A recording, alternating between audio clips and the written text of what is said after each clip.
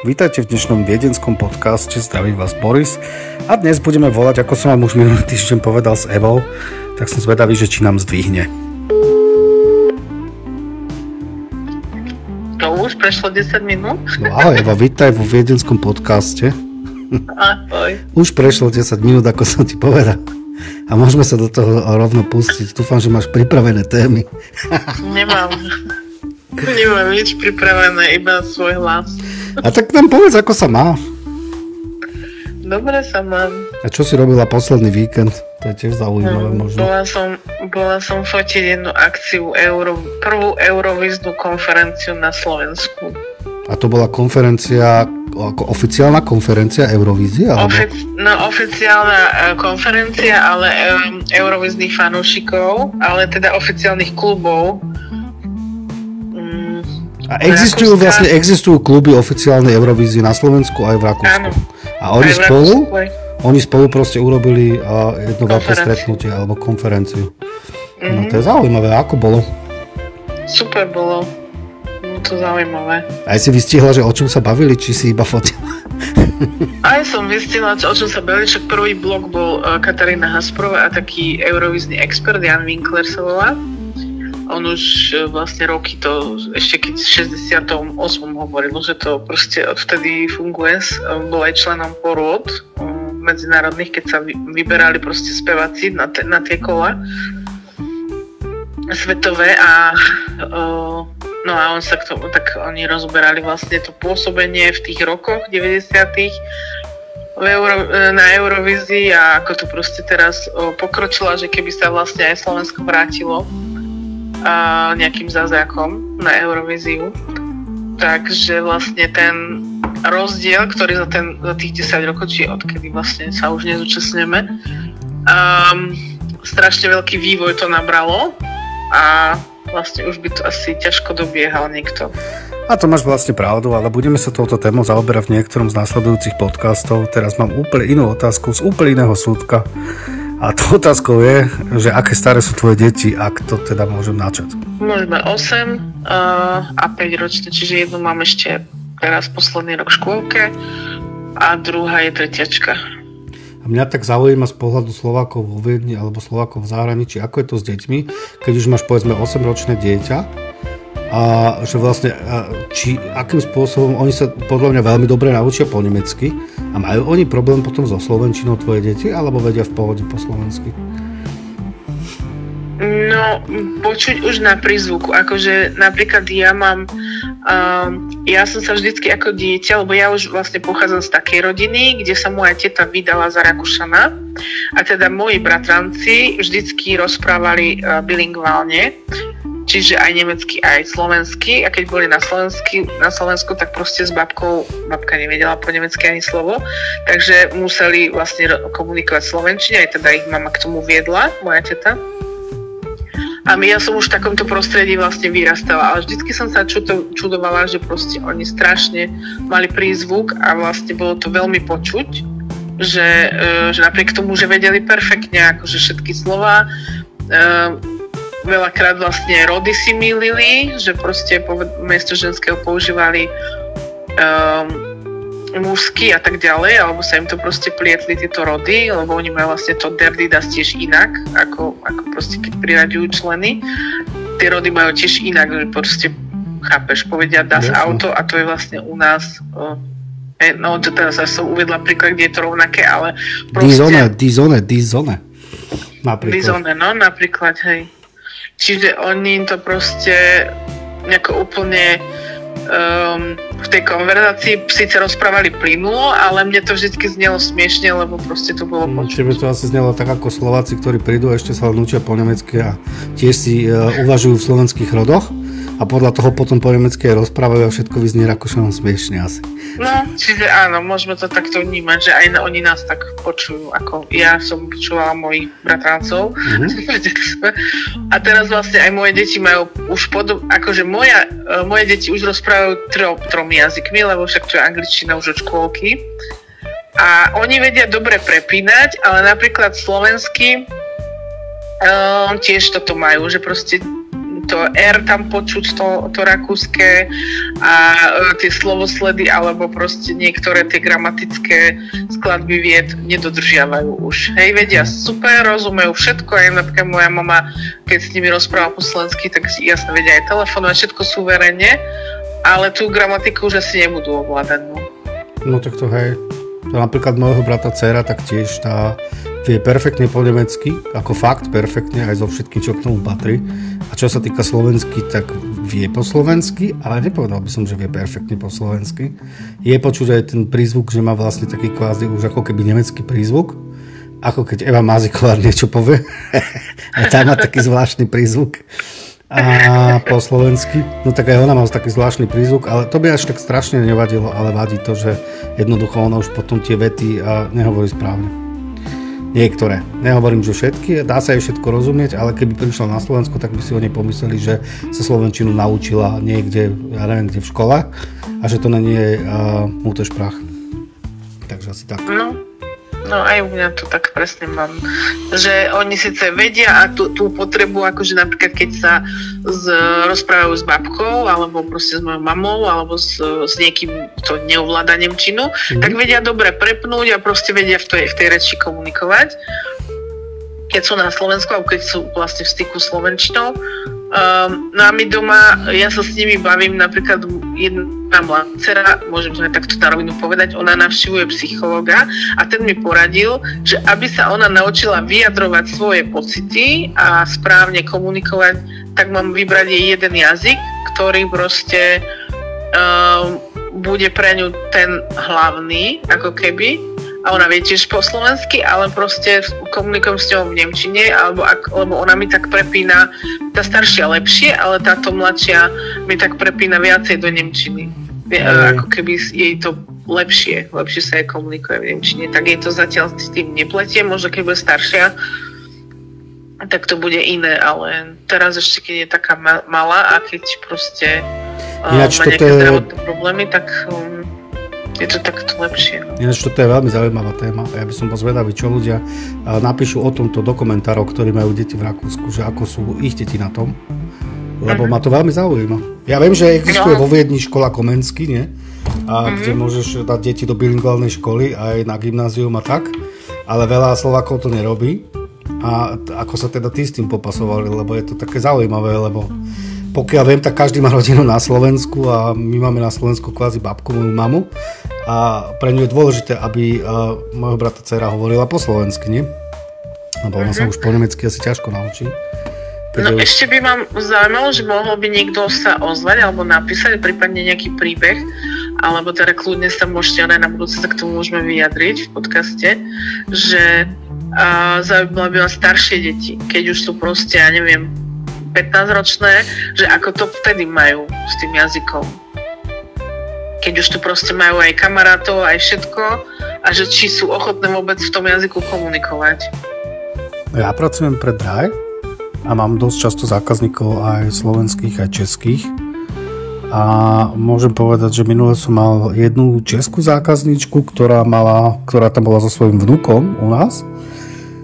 A ten vnuk už vlastne žije tu od malička, čiže on sa vlastne tiež všetko bilingválne riešili a s tým, že vlastne on už po česky nejako moc nehovorí.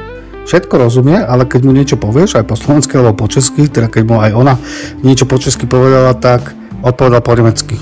Čiže on vlastne nemá s tým problém, len problém má s tým, že už asi sa mu už lepšie odpovedá po nemecky ako po česky. Takže tak. Ale neviem, moja kamoška má toto tiež, že má proste syna, malého, ale 7-ročného. No a ona má tak, že on tiež všetko rozumie, ale bude odpovedať v nemčine.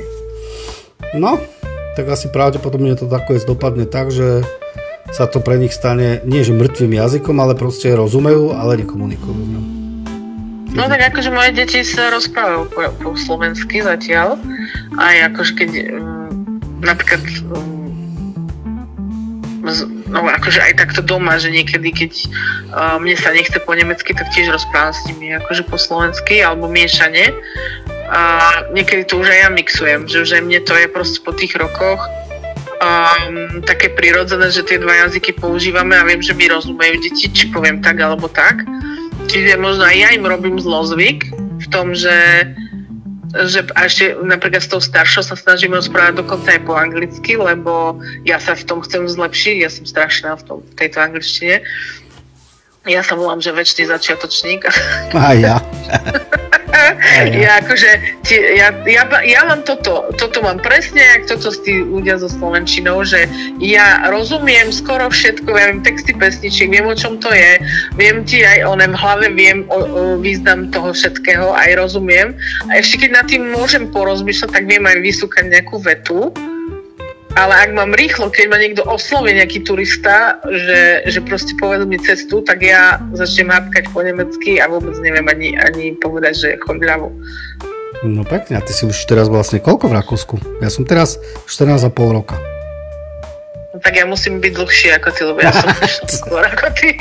Teraz musím vyrátať. No asi už aj, ježiš, teraz som taká stará. No to už, no. Tak asi už, no... 16, 17 to bude asi. 17. A keď si sem prišla, tak v akom stave si mala nemčinu?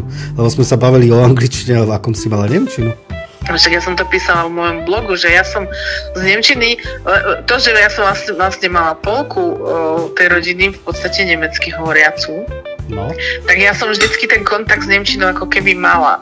Hej, a mňa aj vždycky volali v škole, že dokonca na maturite som mala takú básničku, že na nemčinu má hlavičku, hej. Čiže ja som vždycky ma vnímali, aj v škole som sa vnímala, že akože nemčina mi ide a mácherka som z nej maturovala a si vravím si, že tak čo, však to bude super, keď pôjdem do Rakúska, že ako viem dobre. No ale tu na ten dialekt, keď prišlo na hotové, tak som zistila, že ja síce rozumiem polovicu a neviem odpovedať ani nie.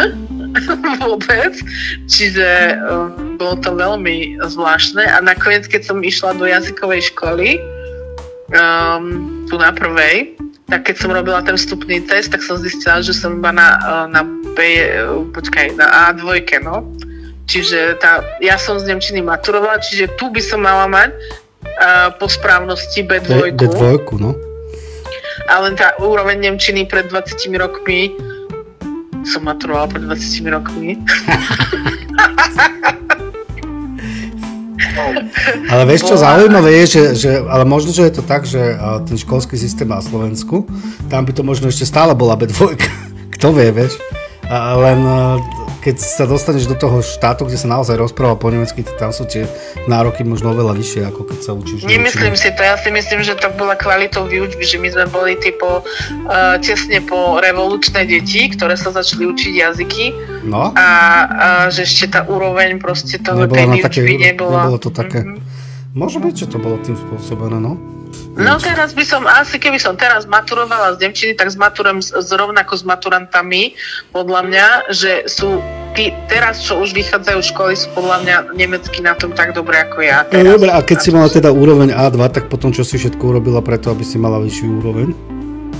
Tak to bolo strašne veľa kurzov, ale prvý môj kurz mi zaplatila moja teta, tá rakúska. To mi zaplatila na univerzite, tam som spravila test teda na tú A2 som preskočila, potom som spravila B1 a potom keď som už začala zase pracovať vo Viedni, tak mne sa to nejako stále tá gramatika mi nešla a ja som zase išla do inej jazykovky, už keď som robila tu vo Viedni. A tam som sa zase dala Einstufung, som spravila a zase som bola iba B1. Tebe sa nejako časom tá nemčina, možno keby si teraz robila Einstufung, tak by si mala, neviem čo, A1. Ale nie. Od začiatku. Znova. A znova. Ale nie, tak teraz už hádam nie, ale no a to som zase prešla teda B1, tam potom som prešla na B2 a teraz som robila niečo také medzi a to bolo teraz naposledy cez AMS, keď som sa rozviedla, tak som robila ale že B2, ale niečo medzi B2 a C1 a bolo to, že Deutsch für Akademiker und Führungskräfte. Aha. Akože pre tých, čo vyšli vysokú školu v podstate, alebo sú nejak na vyššej pozícii, že potrebujú proste tú nemčinu na nejakej lepšej úrovni mať. No takže taký nejaký medzistupeň. A z toho mám aj certifikát. Môj posledný certifikát je B2, ale ten som robil v roku 2013. No a podľa mňa tú gramatiku by som teraz nespravila. Čiže vlastne, no možno, že by si ju spravila. Ako myslím tie minulé, neviem aké budúce. Možno, že a veľmi, keby som sa veľmi posnažila. Čiže ja som od roku 2013 vôbec sa tým nejako extra nezaoberal a išiel som si svoje. Ale nevidím, že by som mal nejaký extra problém, čo sa nemčiny týka. No, tak super. Takže takto si ty naučila po nemecky. No, mne to tak išlo, nie že pomalšie, ale mne to tak ako, že ja som to chcela tak dobre vedieť, lebo ja som tým, že som robila medzičasom aj v kancelárii, tak ja som chcela to mať perfektne s tým pravopisom. A tak. Takže preto som aj tých kurzov robila, teda dobrovoľne som si na to dávala vždycky. Lebo tak teda podľa mňa je to také, že keď už som tu chcela žiť a mať tu deti a vychovávať ich a teda aj im pomôcť napríklad v škole, tak musím vedieť aj ja správne, ako sa to povie, alebo proste ako sa to, keď im chcem niečo vysvetliť, tak proste tiež im to musím podať správne. Určite. A napríklad veľakrát teda počúvam, že veľa ľudí tu nedostatočne nejako vie komunikovať. Ale tiež si myslím, že je to trochu škoda, pretože tie kurzy sa dajú dorobiť, či už cez AMS-ko, alebo cez nejaké organizácie, ktoré nie sú drahé. A vždycky sa dá na tom prípadne aj doma. Už teraz toľko aplikácií všelijakých. Ale ja mám taký pocit, že niektorým ľuďom to nie je také dôležité. Ja som mal už dokonca takú odpoveď, ja som sa dokonca pýtal jedného môjho kamaráta, som sa pýtal napríklad, že a prečo sa ty nenaučíš lepšie po nemecky? Veď ty máš perfektnú slovnú zásobu, len problém je v tom, lebo on tu žije už 13 rokov tiež, alebo možno aj dlhšie ako ja, kto vie. Len problém je v tom, že on proste všetko, čo povie gramaticky nesprávne, lebo on sa proste tie základy nenaučil. A on mi na to odpovedal, že jemu je to jedno, že on to nepotrebuje, hlavne, že sa dohovorí. Takže... Tak niekomu na tom nezáleží. A závisí od toho možno, že v akom segmente človek pracuje, vieš, lebo on bol zase v logistike a v logistike to možno nepotrebuješ, vieš. No ja si myslím, neviem, ako máte na to názor ostatní, že tí, čo sa tu rozhodnú vychovávať deti, tak by sa proste ten jazyk mali naučiť na tej úrovni, že vedia odkomunikovať školu, vedia proste sa normálne k lekárom ísť sami, bez toho, aby nejakého slovenského potrebovali. Vedia proste tieto, akože nemusí byť teda level expert, ale proste aspoň základné veci, čo sa týka oblasti zdravotníctva, alebo vysvetliť teda, čo mi je. To sú proste podľa mňa základné pojmy. A teda väčšina lekárov sa prispôsobí, pretože je tu milión turistov a vedia, že keď mu poviem, že mu nerozumiem, tak začne mi rozprávať bez dialektu a pomaly. A tak, aby som to pochopila. Čiže aspoň tieto základy by každý, kto si tu založí rodinu, mal vedieť. Lebo spoliehať sa na to, že áno, natrafím na Slovákov, ešte ťa aj oklamú, ak napríklad nejaké daňové, alebo nejaké formuláre, alebo neviem čo. K tomu sa určite ešte v niektorom z podcastov dostaneme. Ale tieto veci sú podľa mňa veľmi dôležité, že pokiaľ si tu niekto chce založiť rodinu, alebo už sem prichádza s rodinou, tak by sa mal na tom pracovať, aby tú nemčinu zvládol do tej úrovne, aspoň aby vedel tieto základné veci komunikovať. A týmto by sme asi ukončili dnešný podcast. Ja mám, Eva, ešte 2 body tu napísané, ale ja sa k ním, podľa mňa sa k ním dostaneme až na budúci týždeň, pretože šetríme si body. A teraz by sme sa už asi pravdepodobne mali rozlúčiť. Eva, čo ty na to hovoríš? Áno, mohli by sme sa už to ukončiť pomaly a na budúce sa rozborieme ďalšie témy. Presne tak, takže sa s vami lúčime a majte pekný deň ešte. Pekný deň, pa.